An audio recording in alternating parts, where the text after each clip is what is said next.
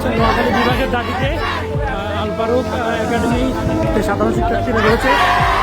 নোয়াখালী বিভাগের দাবিতে কিন্তু মাঠে নেমেছে। আপনারা দেখতে পাচ্ছেন তারা কিন্তু মহাসড়ক কিন্তু মাইকি মহাসড়কের উপরে কিন্তু তারা বিভাগের দাবিতে আন্দোলন করছে।